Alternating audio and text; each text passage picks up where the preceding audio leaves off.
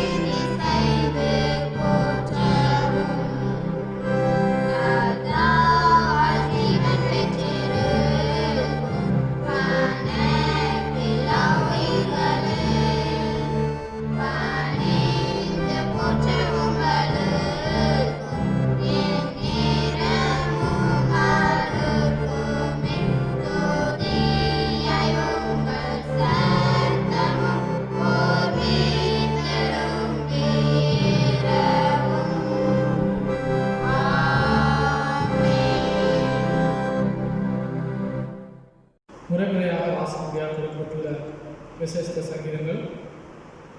சங்கீதம் 100. சங்கீதம் 100. பூமியின் குடிகளே எல்லாரும் கர்த்தரை கெம்பீரமாய் பாடுங்கள். மகிழ்ச்சியோட கர்த்தருக்கு ஆராதனை செய்து ஆனந்த சத்தத்தோட அவர் சந்நிதி முன் வாருங்கள். கர்த்தரை தேவன் என்று அறியுங்கள். நாம் அல்ல, அவரை நம்மை உண்டாக்கினார். நாம் அவர் ஜனங்களும் அவர் மேய்ச்சலின் ஆடுகளுமாய் இருக்கிறோம். அவர் வாசல்களை துதியோடும் அவர் பிரகாரங்களை புகழ்ச்சியோடும் பிரவேசித்து அவரை துதித்து அவருடைய நாமத்தை ஸ்தோத்திரியுங்கள். கர்த்தர் நல்லவர், அவருடைய கிருபை என்றென்றைக்கும், அவருடைய உண்மை தலைமுறை தலைமுறைக்கும் உள்ளது. பிதாவுக்கும் குமாரனுக்கும் பரிசுத்த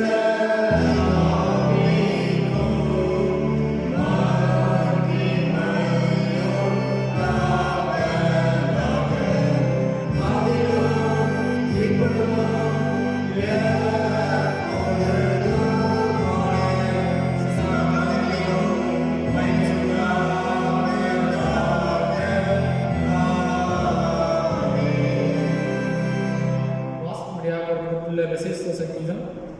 சங்கீதம் 148. சங்கீதம் 148. அல்லேலூயா, வானங்களில் உள்ளவைகளே கர்த்தரை துதியுங்கள், உன்னதங்களில் அவரை துதியுங்கள். அவருடைய தூதர்களே நீங்கள் யாவரும் அவரை துதியுங்கள், அவருடைய சேனைகளே நீங்கள் யாவரும் அவரை துதியுங்கள். சூரிய சந்திரரே அவரை துதியுங்கள், பிரகாசமுள்ள சகல நட்சத்திரங்களே அவரை துதியுங்கள். வானாதி வானங்களே அவரை துதியுங்கள், ஆகாய மண்டலத்தின் மேலுள்ள தண்ணீர்களே அவரை துதியுங்கள்.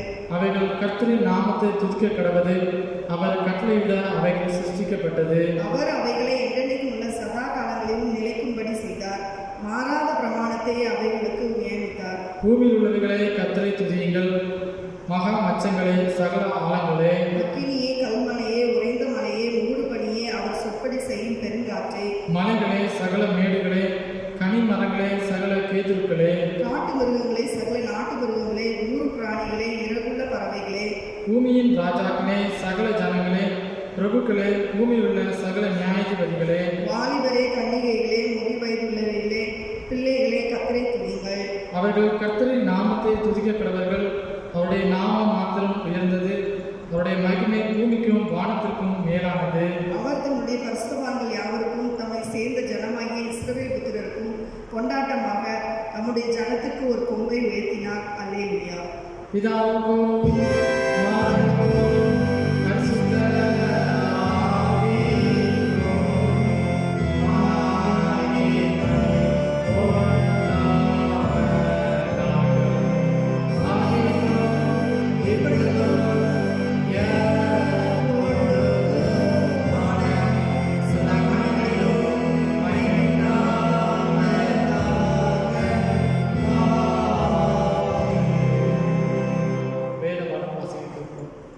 வாசிக்க வேண்டிய வேதபாடம் மத்தேயு எழுதின சுவிசேஷம் 6ஆம் அதிகாரம் 26ஆம் வசனம் முதல். மத்தேயு 6ஆம் அதிகாரம் 26ஆம் வசனம் முதல். ஆகாயத்து பட்சிகளை கவனித்து பாருங்கள், அவைகள் விதைக்கிறதும் இல்லை, அறுக்கிறதும் இல்லை, களஞ்சியங்களில் சேர்த்து வைக்கிறதும் இல்லை, அவைகளையும் உங்கள் பரமபிதா பிள்ளை கூட்டுகிறார். அவைகளை பார்க்கிலும் நீங்கள் விசேஷித்தவர்கள் அல்லவா? கவலைப்படுகிறதினாலே உங்களில் எவன் தன் சரீர அளவோடு ஒரு முழத்தை கூட்டுவான்? உடைக்காவும் நீங்கள் கவலைப்படுகிறது என்ன? காட்டு புஷ்பங்கள் எப்படி வளர்கிறது என்று கவனித்து பாருங்கள், அவைகள் உழைக்கிறதும் இல்லை, நூற்கிறதும் இல்லை. என்றாலும் சாலமோன் முதலாய் தன் சர்வ மகிமையிலும் அவைகளில் ஒன்றை போலாகிலும் உடுத்தியிருந்ததில்லை என்று உங்களுக்கு சொல்கிறேன். அற்ப விசுவாசிகளே, இன்றைக்கு இருந்து நாளைக்கு அடுப்பிலே போடப்படும் காட்டுப்புல்லுக்கு தேவன் நிவீதமாக உடுத்துவித்தார், உங்களுக்கு உடுத்துவிப்பது அதிக நிச்சயம் அல்லவா? ஆகையால் எண்ணத்தை உண்போம், எண்ணத்தை குடிப்போம், எண்ணத்தை உடுப்போம் என்று கவலைப்படாதிருங்கள். இவைகளை எல்லாம் அஞ்ஞானிகள் நாடி தேடுகிறார்கள். இவைகளை எல்லாம் உங்களுக்கு வேண்டியவைகள் என்று உங்கள் பரமபிதா அறிந்திருக்கிறார். முதலாவது தேவனுடைய ராஜ்யத்தையும் அவருடைய நீதியையும் தேடுங்கள், அப்பொழுது இவைகள் எல்லாம் உங்களுக்கு கூட கொடுக்கப்படும். ஆகையால் நாளைக்காக கவலைப்படாதிருங்கள், நாளைய தினம் தன்னுடையவர்களுக்காக கவலைப்படும். அந்தந்த நாளுக்கு அதினதி பாடு போதும். வாசிக்க வேண்டிய வேத பாடம் வாசித்தாயிற்று. இப்பொழுது வாலிப பெண்கள் ஒரு சிறப்பு நிகழ்ச்சி நடத்துவார்கள்.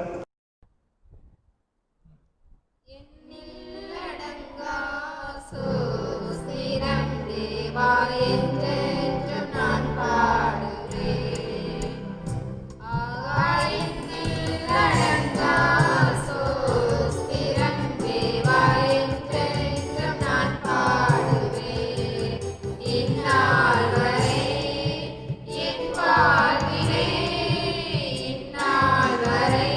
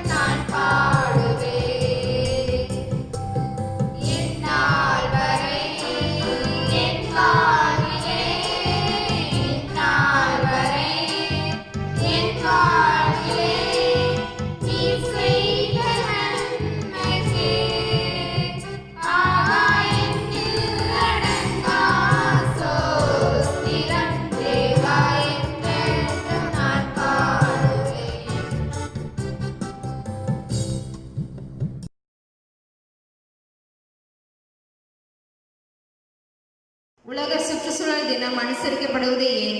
இந்த ஆண்டின் கருப்பொருள் என்ன என்று பார்ப்போம். உலகமெங்கு வெப்பம் அதிகரித்து வரலாம், ஆனால் அதன் தாக்கத்தை நாம் எல்லோரும் ஒரே மாதிரியாக உணர்வதில்லை. இதே போலதான் பருவநிலை மாற்றம் ஏற்படுத்தும் பாதிப்புகளும் உள்ளன என்று ஆய்வு ஒன்று சுட்டிக்காட்டப்படுகிறது. இதை பற்றி நாம் சிறிய நிகழ்வில் அறிந்து கொள்வோம். எந்த ஆண்டு முதல் உலக சுற்றுச்சூழல் தினம் அனுசரிக்கப்படுகிறது? 1974 ஆண்டிலிருந்து ஒவ்வொரு ஆண்டும் ஜூன் மாதம் 5ஆம் தேதி உலக சுற்றுச்சூழல் தினமாக அனுசரிக்கப்படுகிறது. உலக சுற்றுச்சூழல் இந்த ஆண்டிற்கான கருப்பொருள் என்ன? 2020ஆம் ஆண்டு சுற்றுச்சூழல் தினத்துக்கான கருப்பொருளாக பல்லுயிர் பெருக்கத்தை ஐநா சபை அறிவித்துள்ளது. ஐநா சபை பல்லுயிர் பெருக்கம் மிகவும் அவசரமானது என்றுள்ளது. சமீப காலமாக பிரேசில், அமெரிக்கா, ஆஸ்திரேலியா நாடுகளை காட்டுத்தீ புரட்டி போட்டது. ஆப்பிரிக்காவை அச்சுறுத்திய வெட்டுக்கிளி தாக்குதல் மற்றும் தற்போது உலகையே உலுக்கி வரும் கோவிட்-19 பெருந்தொற்று நோய் என நாம் பல அபாயங்களையும் சந்தித்து வருகிறோம். இவை அனைத்தும் மனிதர்கள் மற்றும் வாழ்வின் வலைகள் ஒன்றுக்கொன்று சார்ந்திருப்பதை நிரூபிக்கிறது என்று அதில் குறிப்பிட்டுள்ளது. பருவநிலை மாற்றம் என்றால் என்ன? புவி வெப்பமயமாதல் உலகில் பேரழிவை ஏற்படுத்தும் என்று விஞ்ஞானி கூறுகின்றனர். மனிதர்களின் செயல்பாடுகளின் காரணமாக கரியமிலா வாயு வெளியேற்றம் அதிகரித்து இதன் காரணமாக புவியின் வெப்பநிலையும் அதிகரித்துள்ளது. இதைத் தொடர்ந்து அதிக வானிலை மாற்றம், துருவ பகுதிகளில் உள்ள பனிப்பாறைகள் உருகுதல் உள்ளிட்ட மோசமான மாற்றங்கள் நிலவி வருகின்றன. இயற்கையை காக்காவிடியில் மனித குலத்தில் எதிர்காலம் என்னவாகும்? பருவநிலை மாற்றத்தின் காரணமாக நமது கடல் பனிக்கட்டிகள் அழிந்து வருகின்றன என ஐரா எச்சரித்துள்ளது. ஐரா ஆராய்ச்சியாளர்கள் குழு ஒன்று கடல் நீர் மட்டங்கள் உயர்ந்து வருகின்றன என்று பனிக்கட்டிகள் உருகின்றன என்று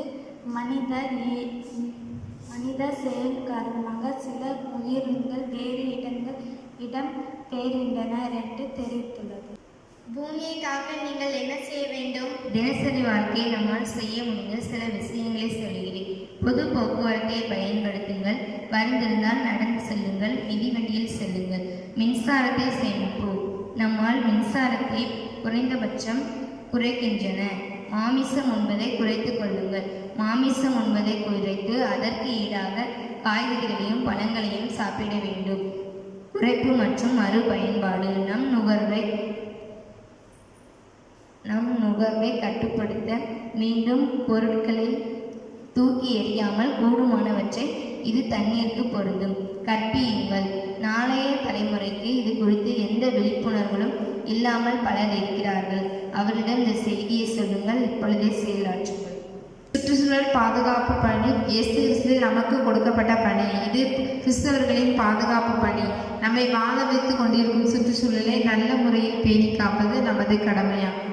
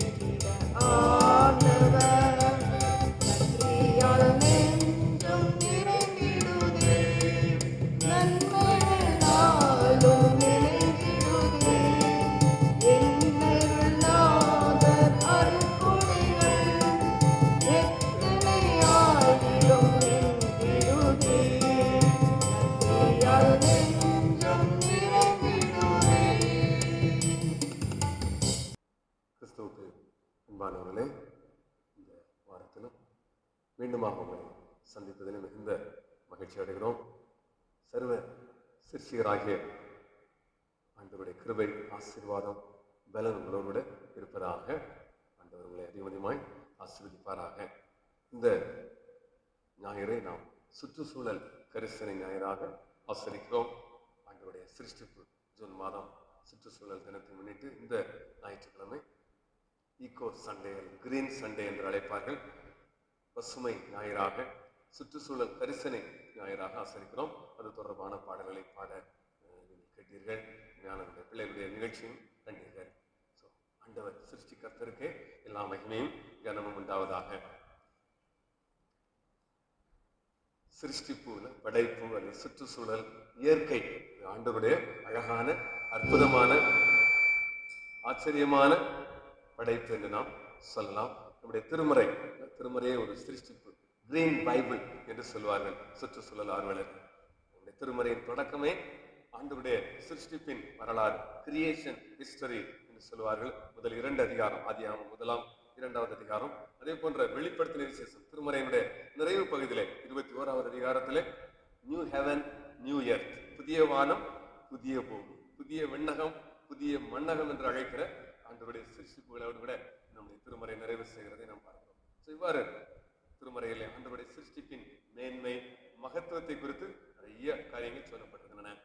அந்த அடிப்படையில் நாம் இயற்கை ஞாயிறாக இந்த நாளை ஆசிரிக்கிறோம். ஆண்டவர் சிருஷ்டிகர், சர்வ வியாபகர், சர்வ வல்லமை உள்ளவர், சர்வத்தையும் அறிந்தவர், அதே போன்று சர்வத்தையும் சிருஷ்டித்தவர், படைப்பாளர், சிருஷ்டித்துக் கொண்டே இருக்கிறார்.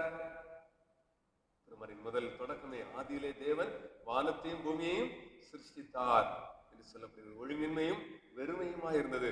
ஆனா ஆண்டவர் அதையெல்லாம் மாற்றி அழகான, அற்புதமான, ஆச்சரியமான, ஆசீர்வாதமான இந்த இயற்கை உலகத்தை படைக்கிறார். மனிதர்களை தம்முடைய சாயலாகவே ஆண்டவர் படைத்தார். படைப்பின் வரலாறு. அந்த சூழ்நிலையிலே ஆண்டவர் இந்த நாளிலும் நாம் தியானிக்கிறோம். ஆண்டவருடைய படைப்பு, காட்ஸ் கிஃப்ட், காட்ஸ் கிரியேஷன், ஆண்டவருடைய படைப்பு. அதை குறித்து திருமறையில் சொல்லும் பொழுது நாம் வாசிக்க கேட்ட பகுதியிலும் ஆண்டவர் சொல்கிறார், ஆகாயத்து பட்சிகளை கவனித்து பாருங்கள், காட்டு புஷ்பங்களை கவனித்து பாருங்கள், அவைகள் எவ்வளவு அழகாக இருக்கின்றன. ஆண்டவர் அவைகளை எவ்வளவு அழகாக உடுத்திருக்கிறார், போஷிக்கிறார், பராமரிக்கிறார் என்று சொல்லப்பட்டிருக்கிறது. ஆண்டவர் இயேசு கிறிஸ்துவினுடைய வாழ்க்கையில நாம் பார்த்தோமானால் அவருடைய வாழ்க்கை இயற்கையோடு இணைந்த வாழ்க்கை. அவருடைய உபதேசத்திலும் உவமைகளிலும் ஆண்டவர் இயற்கையோடு இணைந்த அநேக விஷயங்களை கற்றுக் கொடுக்கிறார். இன்னும் பழைய ஏற்பாட்டிலும் அநேக காரியங்களை அதை குறித்து நாம் பார்க்கிறோம். ஆண்டவருடைய படைப்பு ஆச்சரியமானது. லேவியராகமம் 25வது யூபிலி ஆண்டு, எல்லாருக்கும் ஓய்வு, மனிதர்களுக்கு மாத்திரமல்ல படைப்புகளுக்கும் ஓய்வு, நிலங்களுக்கு ஓய்வு. நோவாவோடு ஆண்டவர் செய்யும் பொழுது உடன்படிக்கை, தனிப்பட்ட நபர்களோடு மட்டும் உடன்படிக்கை அல்ல, முழு மனுக்குலம், முழு படைப்புகளோடு கூட ஆண்டவர் உடன்படிக்கை செய்கிறார். அதற்கு உடன்படிக்கை அடையாளமாக வானவில்லை ஆண்டவர் ஏற்படுத்தினார். அழிக்கக்கூடிய அந்த வில், அம்பு சின்னம் அழிவின் ஆயுதமாக அல்ல, சிருஷ்டிப்பு, புது படைப்பின் ஆயுதமாக, உறவின் அடையாளமாக ஆண்டவர் இந்த வானவில்லை படைக்கிறார். ஆண்டவருடைய படைப்பு, உடன்படிக்கை, நோவாவோடு செய்த உடன்படிக்கை, முழு படைப்புகளோடு கூட உடன்படிக்கை. அதே போல ஆண்டவருடைய திருமறையில ஆண்டவர் நமக்கு ரட்சிப்பின் வரலாறு, மீட்பின் வரலாறும் மனிதர்களோடு மட்டுமல்ல, முழு இயற்கையோடும் தொடர்புடையது. மனுக்குள் அனைத்தையும். அதே போல உயிர்த்தெழுந்த ஆண்டவர் சொல்லும் பொழுது மார்க்கு நற்செய்தியிலுள்ள 16வது அதிகாரத்துல, நீங்கள் உலகமெங்கும் போய் சர்வ சிருஷ்டிக்கும் சுவிசேஷத்தை அறிவீங்கள். ஆண்டவருடைய மீட்பு, ஆண்டவருடைய படைப்பு, ஆண்டவருடைய விடுதலை என்பது மனிதர்களுக்கு மட்டும் அல்ல, மனுக்குலத்திற்கு மட்டுமல்ல, அனைத்து படைப்புகளையும் அடங்கியது, அனைத்து படைப்புகளையும் உடையது என்ற அடிப்படையில். அதே போல ஆண்டவருடைய படைப்பை குறித்து சங்கீதக்காரர்கள் அழகா சொல்வார். 19ஆம் சங்கீதத்திலே, வானங்கள் தேவனுடைய மகிமையை வெளிப்படுத்துகிறது, ஆகாயம் அவருடைய கரங்களின் கிரியை அறிவிக்கிறது. நாம் முறையாக வாசிக்க கேட்ட 148ஆம் சங்கீதத்துல பார்த்தீங்கன்னா இயற்கை எல்லாம் ஆண்டவரை மகிமைப்படுத்துகிறது, ஃபயர் ஆஃப் கிரியேஷன். இன்னும் 104வது சங்கீதத்துல பாத்தீங்கன்னா, God the creator, God the provider. படைப்பின் ஆண்டவர், பராமரிக்கிறவர். தன்னுடைய படைப்புகளை ஆண்டவர் நேசிக்கிறார், நல்லது நல்லது என்று கண்டார். படைப்புகள் எல்லாம் நல்லா இருக்கணும், நல்லா இருக்கிறது ஆண்டவருக்கு மகிழ்ச்சியை தருகிறது. படைப்புகளை நேசிக்கிறார் ஆண்டவர், படைப்புகளை பாதுகாக்கிறார், பராமரிக்கிறார். அந்த படைப்பிலே மகிழ்ச்சி அடைகிறார். அந்த புதிய வானம் புதிய பூமி அந்த படைப்பிலே மனிதர்களாக நாம் அவரோடு கூட உடன் பங்காளிகள் உடன் பணியாளர்களாக நம்மை அழைத்திருக்கிறார். அன்புக்குரியவர்களே, ஆண்டவருடைய படைப்பு மேன்மை.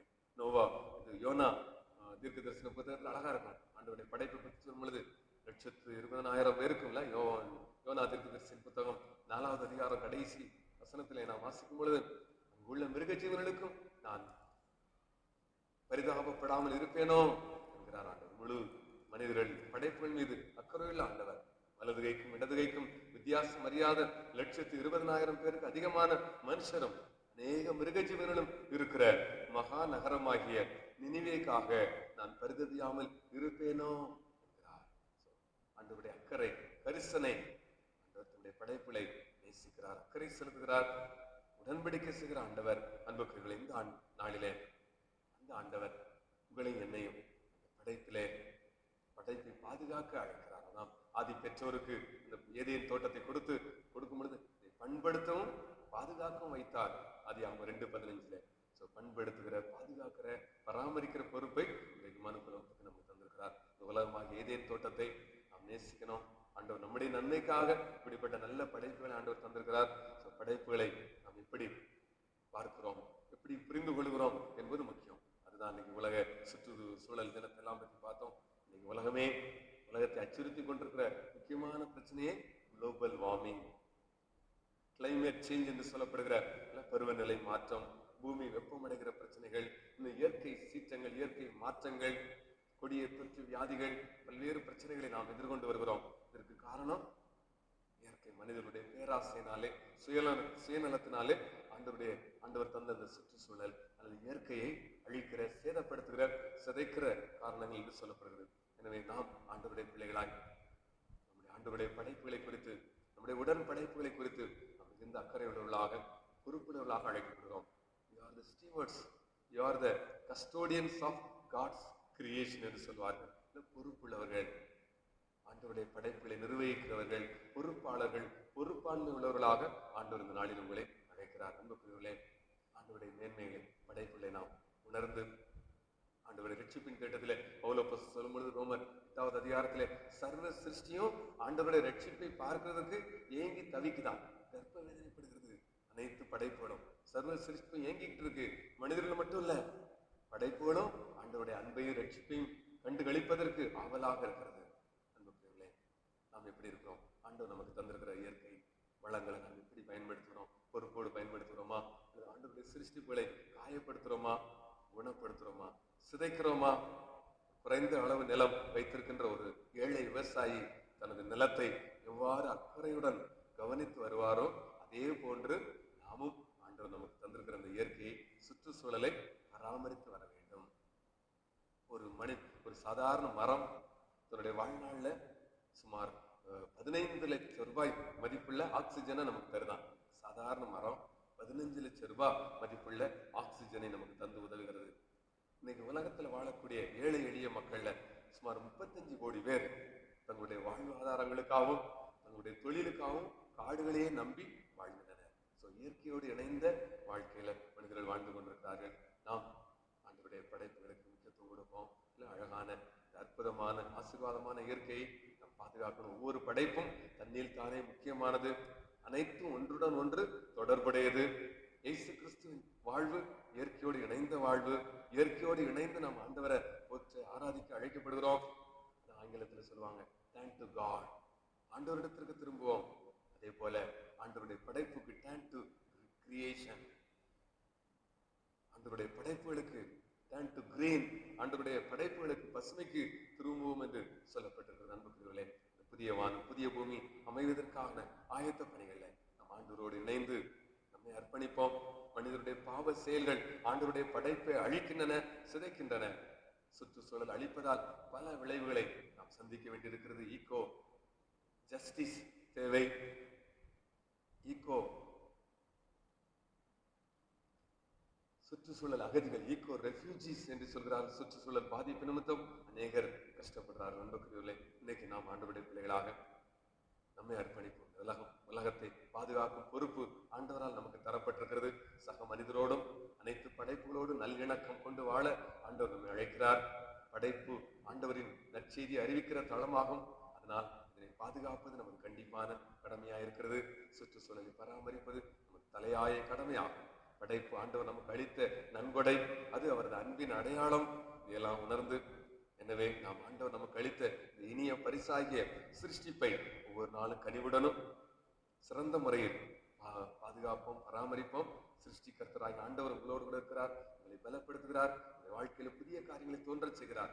ஏசாயால 41வது அதிகாரத்திலே ஆண்டவர் சொன்னது போல, வறண்ட உயர்ந்த மேடுகளின் ஆறுகளையும் பள்ளத்தாக்களின் நடுவே ஊற்றுகளையும் தண்ணீர் தடாகம் வறண்ட பூமியை நீர்க்கேடுகளையும் ஆக்கி வனாந்திரத்திலே கேதுரு மரங்களையும் சித்தி மரங்களையும் தேவதாரு விருட்சங்களையும் உண்டு பண்ணுவேன். கர்த்தருடைய கரம் இதை செய்தது என்கிறார். உங்களுடைய வாழ்க்கையில பெருகை செய்கிற ஆண்டவர், உங்களை பலுகை செய்கிற ஆண்டவர், உங்களில் புது காரியங்களை படைக்கிற ஆண்டவர் உங்களோடு கூட இருக்கிறார், உங்களை ஆசீர்வதிக்கிறார். படைப்புகளுக்காக நாம் ஆண்டவருக்கு நன்றி செலுத்துவோம். படைப்புகளோடு இணைந்து நாம் ஆண்டவரை போற்றுவோம், ஆராதிப்போம். ஆண்டவர் படைப்பின் ஆண்டவர் உங்களோடு கூட உங்களை ஆசீர்வதிப்பார், பலுக பண்ணுவார், பெருகப்படுவார். ஆண்டவருடைய கிருபை உங்களோடு இருப்பதாக ஜெபம் செய்வோம். அன்பு நிறைந்த ஆண்டவரே, நன்றியோடு துதிக்கிறோம். சர்வ சிருஷ்டிகரே, சர்வ வல்லமையுடையவரே, சர்வ வியாபகரே, உண்மை துதிக்கிறோம். ஆண்டவரே, இயற்கையோடு இணைந்து அந்த வாழ்வுக்காக நன்றி செலுத்துகிறோம். இயற்கை குறித்து, சுற்றுச்சூழல் குறித்து நீங்கள் கொடுத்த அக்கறைக்காக, விழிப்புணர்வுக்காக, கரிசனைக்காக நன்றி செலுத்துகிறோம். இந்த வேதத்தின் மூலமாக எங்களுக்கு கற்றுக் கொடுக்கிற பாடங்களுக்காக நன்றி செலுத்துகிறோம். உங்களுடைய படைப்புகளை அதிகமாய் இன்னும் அதிகமாய் நேசிக்கவும், பண்படுத்தவும், பாதுகாக்கவும், பராமரிக்கவும் கிருபை செய்யும். சிருஷ்டி கர்த்தராகிய ஆண்டவர் எங்களுக்கு கற்றுக் கொடுத்த உண்மைகளுக்காக கவலை வேண்டாம் என்று ஆண்டவரை 6வது அதிகாரத்தில் சொன்னது போல ஆகாயத்து பட்சிகளை கவனித்து பாருங்கள். இயற்கையின் மூலமாக நாங்கள் கற்றுக்கொள்ள உண்மை துணிக்கிறோம். நாளில் ஆண்டவரே, தொற்று வியாதினால COVID-19 நோயினாலே பாதிக்கப்பட்ட ஒவ்வொருவருக்கும் விடுதலையும் சுகத்தையும் கலத்தித்தார். மத்திய நடைபெறும் அனைத்து மீட்பு பணிகள், மருத்துவ பணிகள், சுகாதார பணிகளை ஆசிரியர் இயற்கை சிற்றமையினாலே பாதிக்கப்பட்டிருக்கிற மக்களுக்கு ஆச்சரியம். இயற்கை நன்மைகளை நாங்கள் சரியானபடி அனுமதித்து வந்துச்சு. கிருபையாக தந்து வருகிற தென்மேற்கு பருவமழைக்காக நாங்கள் நன்றி செலுத்துகிறோம். எல்லா இடங்களிலும் போதுமான அளவு கிடைக்க ஆண்டவர் பயிற்சி. விவசாய பணிகளை ஆசீர்வதி, இயற்கையோடு இணைந்து வாழ்கிற மக்களை பாதுகாத்துக் கொள்ளும். தீமைகளுக்கும் ஆபத்துகளுக்கும் நாச மோசங்களுக்கும் விலைக்கு காத்துக்கொள்ளும். தொடர்ந்து அன்பிலே, விசுவாசத்திலே பிள்ளைகள் வளர்ந்து பெருக, பலுகி பெருக ஆண்டவர் பயிற்சி தந்திருக்கிற இந்த ஏதேன் தோட்டமாகிய இந்த உலகத்தை நாங்கள் சிறப்பான முறையில் வைத்துக் கொள்ள, மகிமைப்படுத்த, மகிழ்ச்சிப்படுத்த உதவி எல்லாரையும் ஆசீர்வதியும். ஊடகத்தின் மூலமாக ஆண்டவரே, ஜெப வேளையை கவனிக்கிற, கேட்டுக்கொண்டிருக்கிற நம்முடைய பிள்ளைகள் ஒவ்வொருவரையும் பேர் பேராக குடும்பமாய் ஆசீர்வதியும். நன்மையினால் நிரப்ப வேண்டும் என்று சொல்கிறோம். நல்ல ஒரு செழிப்பையும் ஆசீர்வாதத்தையும். பூமியே, தேசமே, பயப்படாதே, மகிழ்ந்து களிகூரு, கர்த்தர் பெரிய காரியங்களை செய்வார் என்று சொன்னது போல பிள்ளைகளுடைய வாழ்க்கையில் பெரிய காரியங்களை கர்த்தர் நன்மையானதை தருவார். பூமி தன் பலனை தரும், தேவனே எங்களை ஆசீர்வதிப்பார் என்ற வார்த்தையின்படி இந்த கிருபை சமாதான பிள்ளைகளோடு கூட தேசத்தை ஆசீர்வதியும், தமிழ்நாட்டை ஆசீர்வதியும், உலகின் அமைதிக்காக, பாதுகாப்புக்காக கிருபையின் கரம் ஆசீர்வதியும். திருச்சபையின் ஐக்கியத்திற்காக, ஒருமைப்பாட்டிற்காக ஜெபிக்கிறோம். கிறிஸ்துவின் நாமத்தில் ஜெபிக்கிறோம் பிதாவே. ஆண்டவராகிய இயேசு கிறிஸ்துவின் கிருபையும், பிதாவாகிய கடவுளின் அன்பும், பரிசுத்த ஆவியானவரின் ஐக்கியம் சதா காலங்களில் நம்மோடு இருப்பதாக. ஆமென். ஆத்துமாவே கர்த்தரை ஸ்தோத்திரி, முழு உலகின் பரிசுத்த நாமத்தை ஸ்தோத்திரி. ஆத்துமாவே கர்த்தரை ஸ்தோத்திரி, செய்த சகல உபகாரங்களையும்